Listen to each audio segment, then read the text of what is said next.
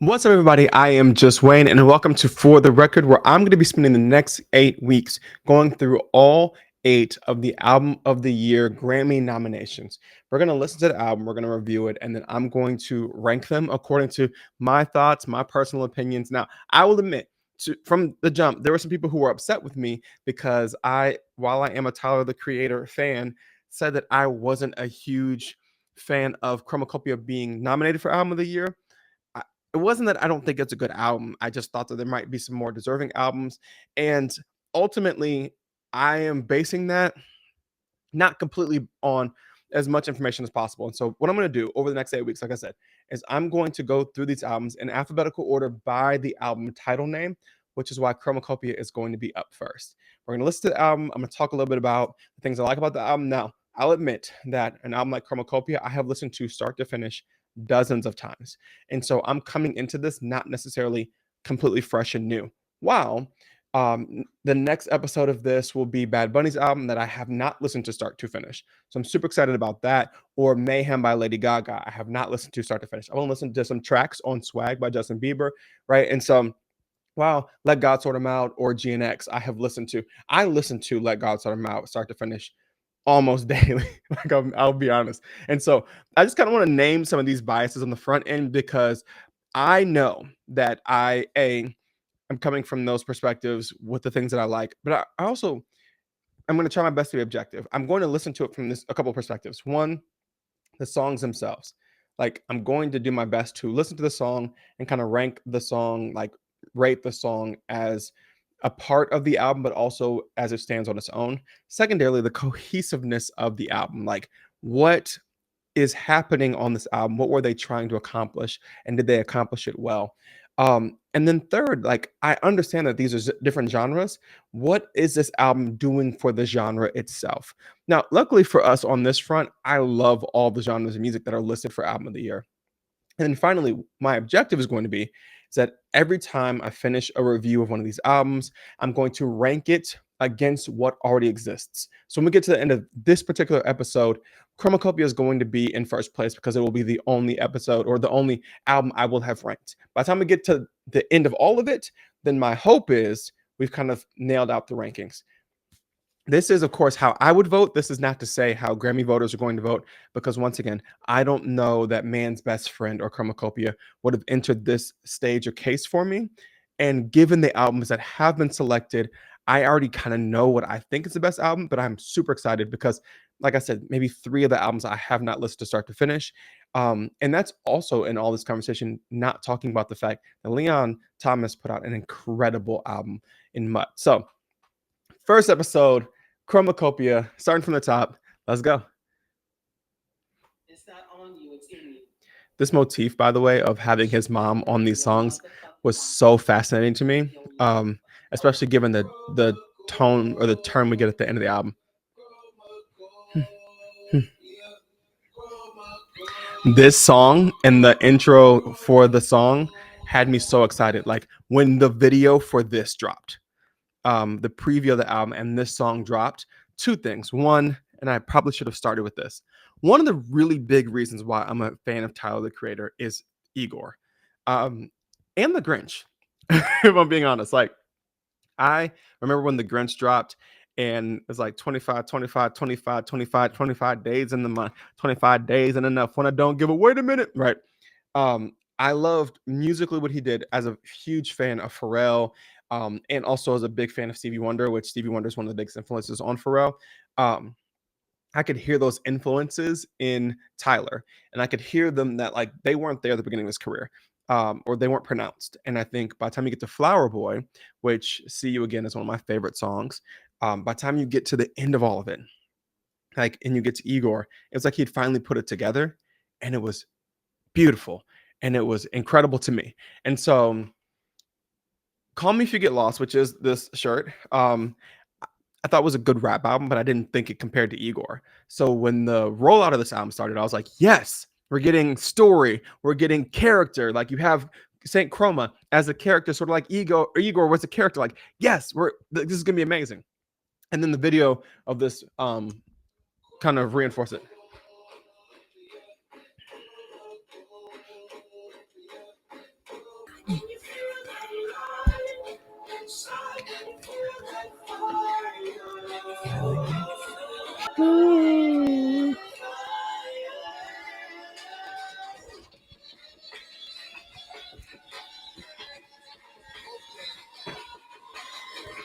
Chromakopia.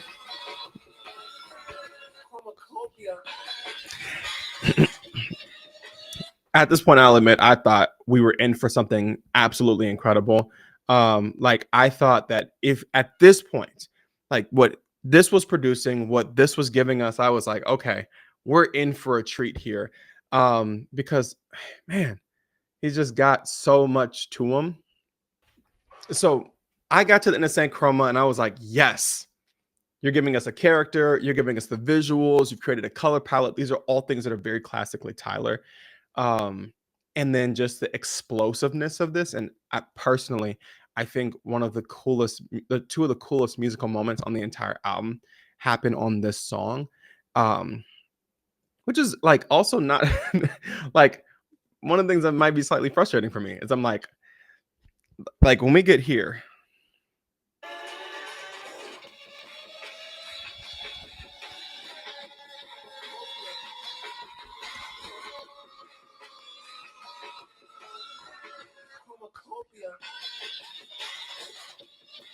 I was like, the can you feel the light inside? Can you feel that fire? Whoa. Right, that happening and then that beat dropping. I was like, oh yes, yes, we're doing something. Let's go. And we get to the second song here. Like I said, I've listened to this a bunch of times, so I'm gonna try to pick out some of the musical moments on other episodes of this. I will literally just listen to the whole song because I have no idea what we're getting into. All right, here we go. She ain't never met no one who talk like that. And if you hang up on a nigga, bitch, I call right back. Yeah. Get my windows up, dollar through the windows up. Biscuit ass niggas wonder how I got my trivia. So damn big, I need a diamond. This is also very Tyler. Tyler loves synths. So that and just like it's sustained through like it's stuff Tyler loves that. It's kind of like Igor's theme, and then taking that and then turning it into arpeggiators throughout, like running out of time, like just that motif is something that he really rocks with hard. We're gonna get a musical motif. We're gonna get a musical motif that Tyler's going to pull a string through on this entire album. Like, and it's very like I'm gonna choose to look at it as a motif and not song starting to sound the same. Because if you get here, and yeah, we'll talk about it later.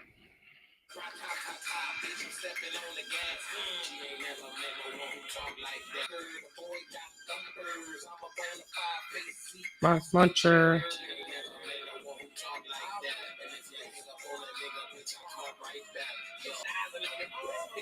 He does snap on the song. I'm not gonna hold you.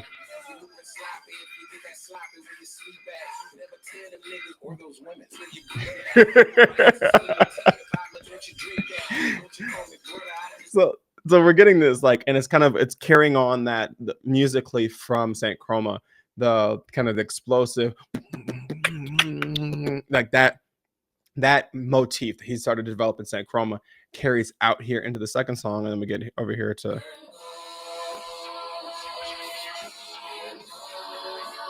he loves these descending chord percussions, like loves. Things feel out of order. Look around, I'm not sure. Paranoia, no.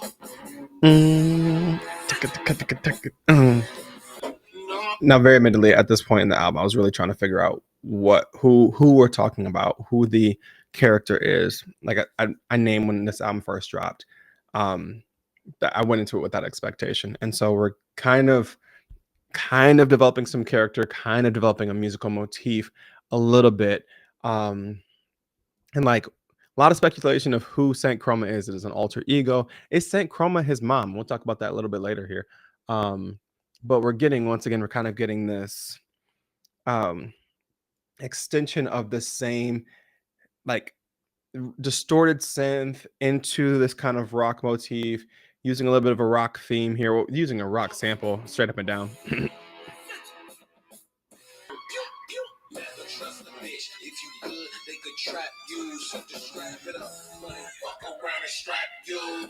which is going to be important. That line's going to be important later on.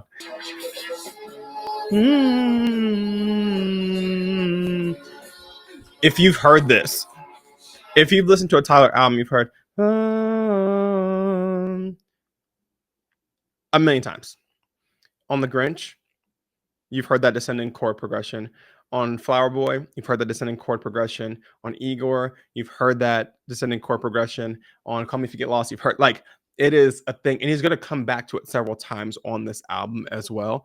And so once again, I'm going to choose to listen to it as building motifs, right? So he's building this descending chord progression motif. He's got these synths, and he's got this kind of, he's building into this like aggression that's going to dissipate here in a second from an album cohesion standpoint. So this kind of first act, this almost preamble, it gets Saint Chroma, we get Ratatata, we get Noid, which are all kind of living in the same musical space together. I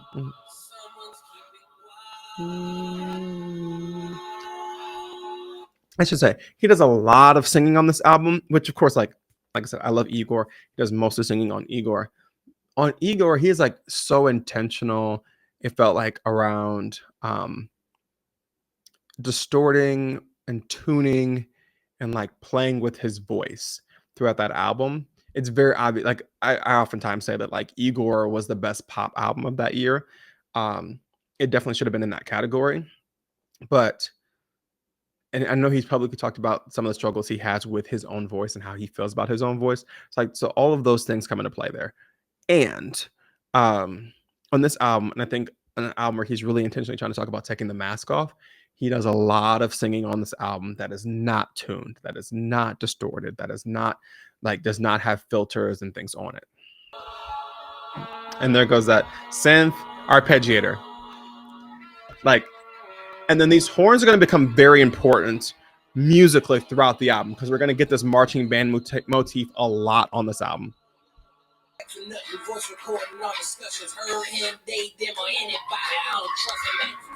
Her, him, they, them, anybody, I don't trust them was a line. Like I remember hearing it for the first time and being like, well done. So like, once again, we've got this, right? This preamble, and then we're going to move into this.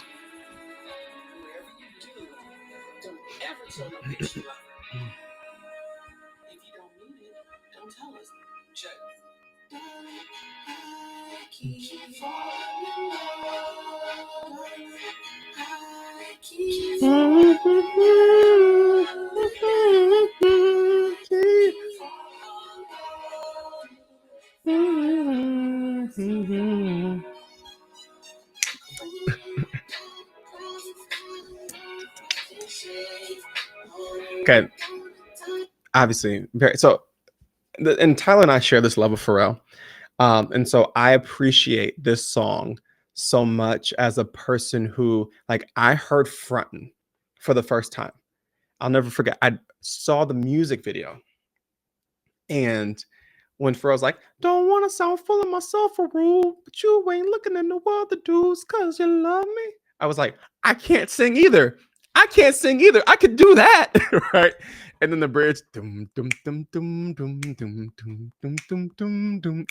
I get right. And so this song is so Pharrell, like it is a Pharrell tribute. And I love this song for that. Now it is also nominated for Best Rap Performance, which I thought was weird. In part because like it's not, and I know that I'm sure Tyler feels the same way I do. Like this if you're gonna nominate a song on this album for Best Rap Performance, this wasn't it.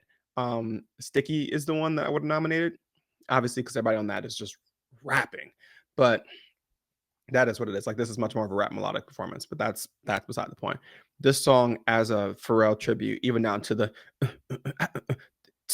that it's like such a Neptune's hi-hat, which is funny because I was working on an album while all of this was happening. Like when this album dropped, I was working on an album, and I have a song called Flight that is very much this. It is like I have been trying to make a song that is a Frontin' Pharrell tribute for a very long time. I made a song called Locked Eyes that I meant to be that, and it turned out to actually be much more of like a Maroon 5 tribute. And then I made a song called Flight, and I had at the time I was working so hard on that song and trying to figure out how I was going to sing on it. And then the song dropped, and on the one hand, it gave me the confidence, like, yeah, I can do this song. And on the other hand, I was like, I low key think my song is better. I feel like the version of the song that exists in my head where it's done would be better, but that's beside the point.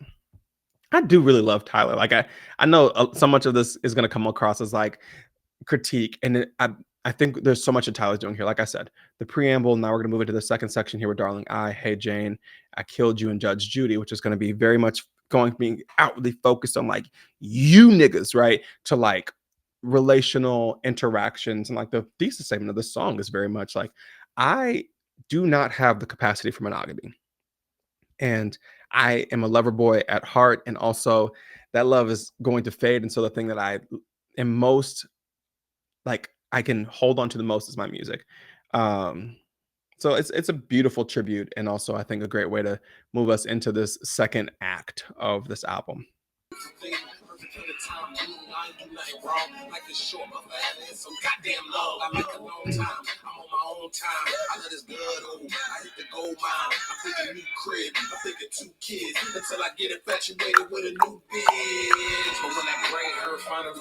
Once again, these are the little. This is why I love Tyler. Little production things there, which is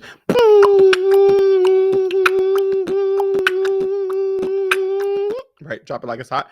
So he's gonna add those little clocks to deepen. Like this is a Pharrell tribute. Right? So yeah, we're gonna get a musical motif here that I think, like I said, he's gonna keep coming back to throughout the album, but also he comes back to throughout his production. He loves descending chord progressions. Here we go.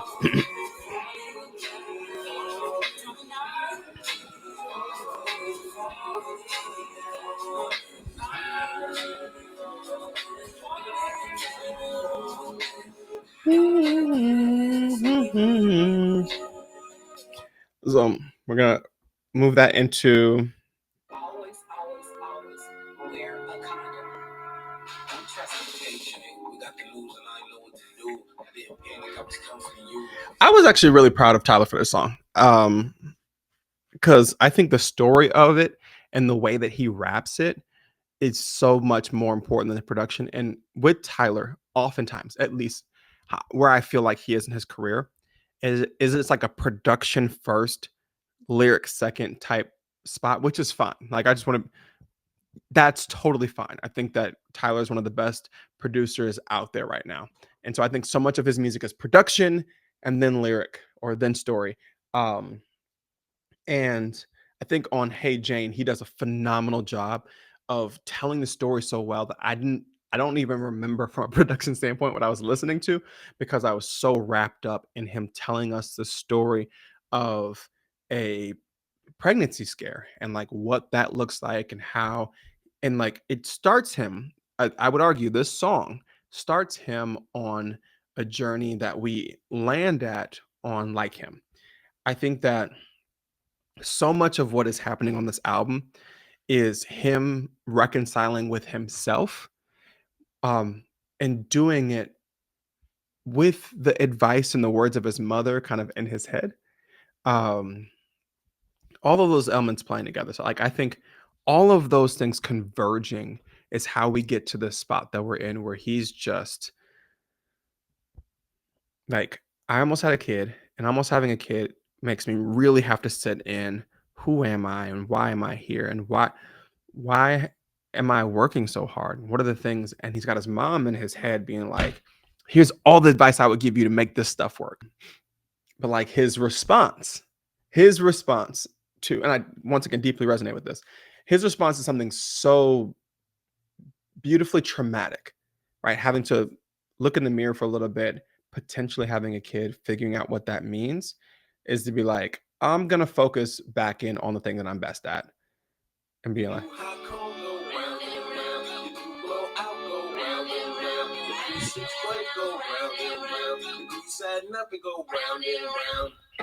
I gotta work, I gotta eat. If they see you on top of me, I gotta leave. I killed you. Those horns.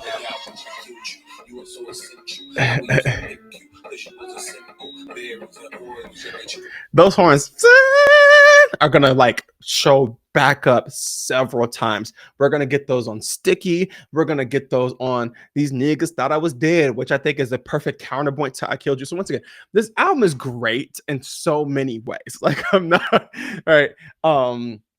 And there's musical motifs that he's truly building throughout. And I think this is a great example of it, right? Is what does that look like? And he's like, I have to flex on you because I just had a vulnerable moment. Honestly, this album is growing on me as I'm doing this review because, like, Hey Jane, and then Judge Judy. I remember I loved the production on this song off rip. Hey. Hey. Judge Judy. I owe so many people an apology. This album is really good. This album is really good. Like I think that there are things that I was looking for that I clearly didn't get, but I'm halfway through the record right now. And so I'll say this: Saint Chroma, if I'm ranking these songs 1 through 10, Saint Chroma I think is just an incredibly solid opening. Let's give it an 8.5. Ratata is a high energy. I'm gonna give that an 8. Noid, I don't love, but I love that it's continuing that motif and closing out Act 1, and so I'm gonna give that a 7. Darling I is such a beautiful tribute to Pharrell on so many different layers and levels. I'm gonna give that an 8. Hey Jane, like I said, is such great storytelling that the production is what it is. I'm gonna give that an 8. I haven't come across a 10 on this album yet. That is the thing. I Killed You is so fun. I mean, it's everything, and everything's hitting so far. I Killed You is an 8. Judge Judy is a 9. Like I'm sorry, the song is so good. Like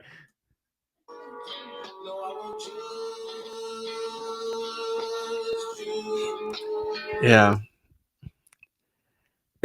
we're halfway through the record. It deserves its nom. It does, and yeah, I'm about to make a public apology for this, but it is gonna be what it is. All right, let's get into the second half of the record. Which I think the best song on the album.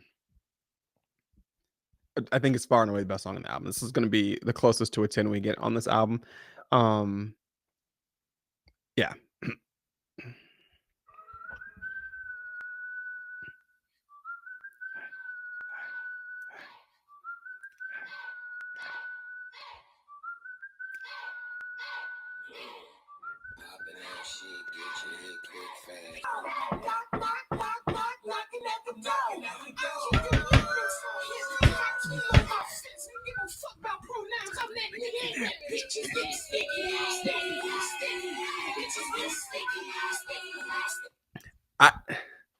The production on this song is insane.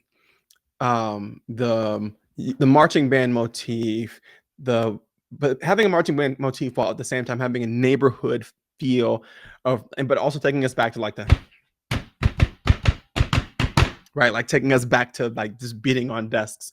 I think there's so like it's so nostalgic in so many ways. And then everybody gives a great performance. I don't give up.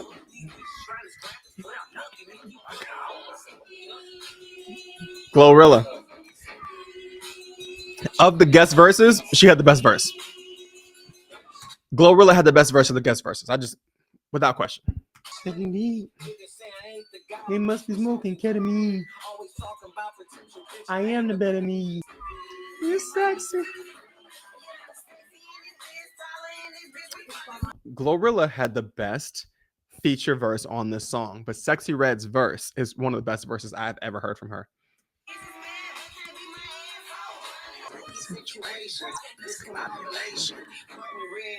palms itching like rotation, standing like ovation on business occupation, dripping condensation, got a whisper conversations. That same thing I talked about earlier, though. Those horns, that wow, wow, that heavy vibrato on those horns that we heard on I Killed You, coming back around on Sticky, right? And so it's just that motif is just playing itself out beautifully.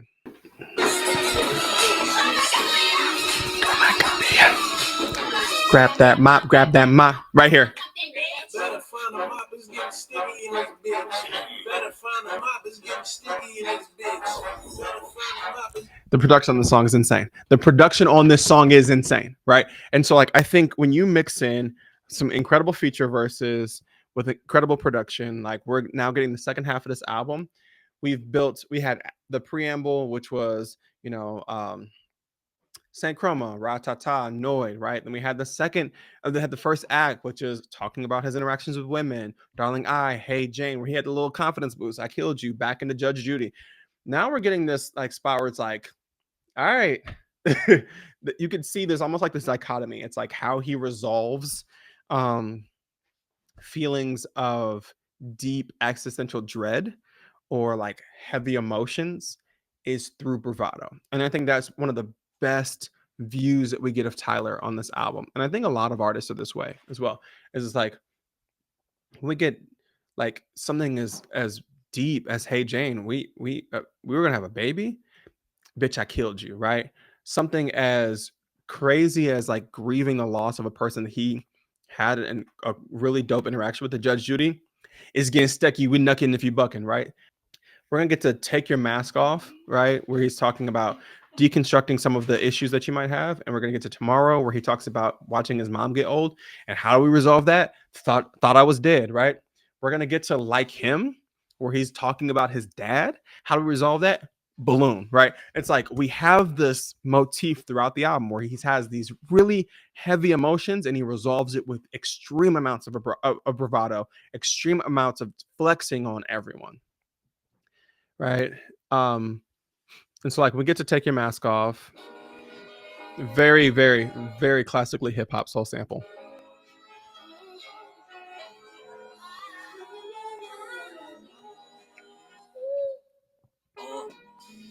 big guns, what you got, Slack, pop back at the ops, gang this, you gang that. Don't let them know that you regret how you became that. Now I'll admit the verse on this album, I'm sorry, the verse on this song where he talks about a pastor who is closeted and like sleeping with men on the low. I was like, Tyler.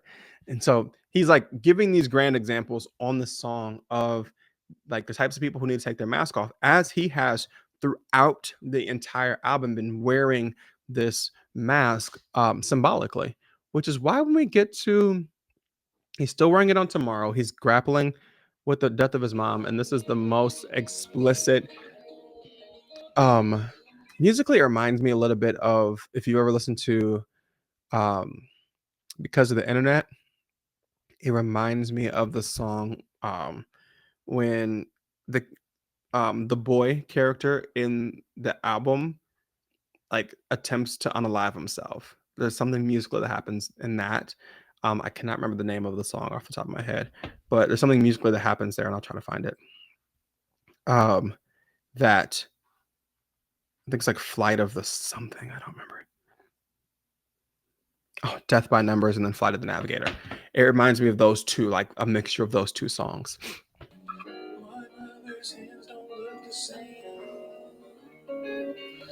And once again, he's so intentionally like on Igor. There's filters. He's tuning his voice up, not just auto tuning, but he's tuning it up at different points. Like this song, he's singing, and there's like a deep sense of not just emotion, but like fear and passion that you can't communicate when you do too much to your voice in production. And so from a production standpoint, this song is very minimalistic. And from a like post-production standpoint, it's very minimalistic. You're just hearing his voice. And once again, he's having that, like, you take your mask off. I need to deal with the fact that, like, hey, my mom's getting old. That's the person I got. That's who I have. How does he resolve that?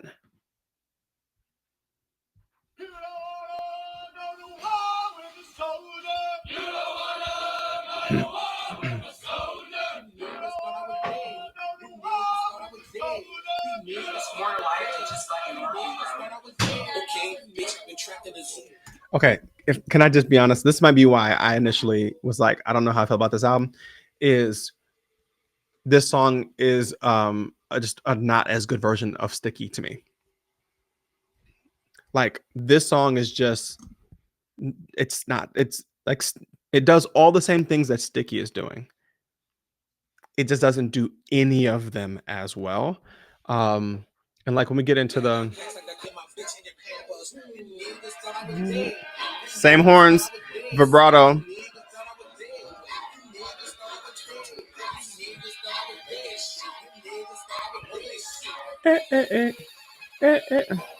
Everything, like the horns, the vibrato, the marching feeling, the background chants, all of that. It does the exact same stuff that Sticky does. It just doesn't do it as well. And I understand why it exists on the album. Like I said, we've created both a musical motif around the production, but we've also created a series like how this album is going to be structured. Big emotional moments, bravado. And this is that bravado moment. And also, I think by the time I got to this point in the album, I was like, wrap it up. Like, I get it. I get what we're doing. Bring me somewhere. Which brings us honestly to the biggest emotional point in the entire album and the song that was trending on TikTok for a while. Possibly like the moment on this album that shocked me the most. Oh, this part. Oh.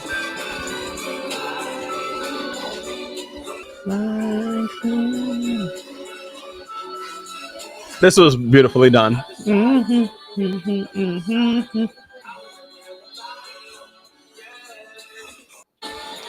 This what it was. The moment that shocked me the most on this album was this. Outside of like,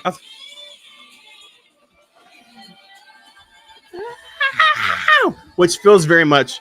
Can we just? This feels very much like music. This part of the album, the musicality feels very much like, are we still friends? But I digress.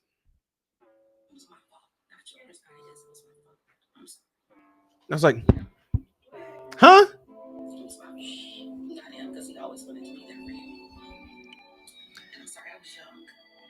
And in my head, I was like, this man has talked mess about his dad his whole career, only for his mom to be like, actually, no, it was me. I didn't let him see you.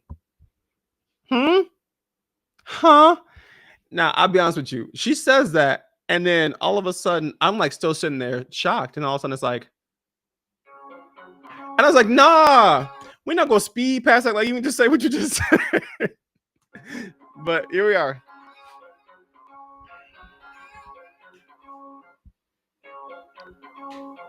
Which, once again, how do we resolve it? I'm just gonna flex on them. Let's gonna flex in these hoes, right? Let me get an amazing verse from Doechii.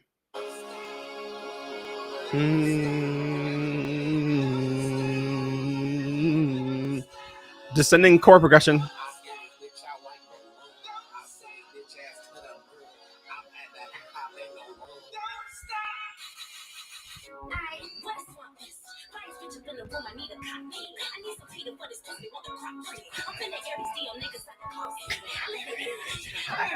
My favorite line on the entire album. My favorite line in the entire album is this.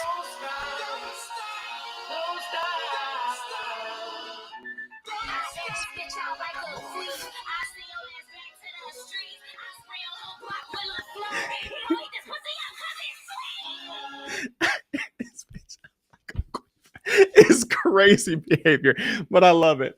All right, so we get that incredible. That would have been great to me. That'd have been a great way to end the album. But then he was like, "Nope, we're gonna give one more emotional moment," which I think is probably perfect. And the reason why it's perfect is because on one track he's actually doing both things. So after we get this bravado, I'm sorry, after we get this emotional moment, bravado, emotional moment, bravado, emotional moment, bravado, This song gives us the blending of these two things, which you would hope from a character standpoint is where he's absolutely able to sit with his emotions in a way where he's not dismissing them, but he still has the self-confidence in himself to move forward. And so the back half of this album, like I said, Sticky is, if I'm handing out 10, Sticky's a 10. Take Your Mask Off is probably a 8. Tomorrow, I, as a person who's not a very good singer as well, I get it, but like I don't love I'm never going back to this track. I'm sorry. I give it a 6. Thought I Was Dead. I'm giving a 6, and I explain why. It does nothing more than what Sticky did, just not as well. Like Him is an incredible song emotionally and musically. I'll give it an 8.5, maybe a 9. Balloon, I'm gonna give a 9, and I Hope You Find Your Way, I'll give an 8. I'll calculate all these up. I don't remember how I said I was gonna calculate all these up, but I will say, obviously, right now, this album sits in first place because it is the only one of the albums that I've ranked thus far. But also, I'm glad I went through this album again, because I still think that GNX and Let God Sort 'Em Out are better albums. I still believe that right now. And I don't love GNX, and we're gonna get into that when we go through that album. And I'll explain to you the reasons why I don't, in the same way I did for this album. Um, and also, I think that this album is better than I remembered it. And so I'm glad that I went through it. And it's ranked number 1 right now. I think if I remember correctly, I said I was gonna go in alphabetical order. And so the next album I'm doing might be um the next album I'm doing is a Bad Bunny album, DTMF. Yeah, DTMF. So next album I'm gonna do is the Bad Bunny album. I'm excited about that, especially because I don't speak Spanish. But also I need to prep myself for the Super Bowl. And so right now this is ranked number 1. Glad I went back through it. It is a great album. I'm glad it's nominated for Album of the Year. And until I see y'all next time, for the record, it's just Wayne. Thanks for coming to my TED Talk.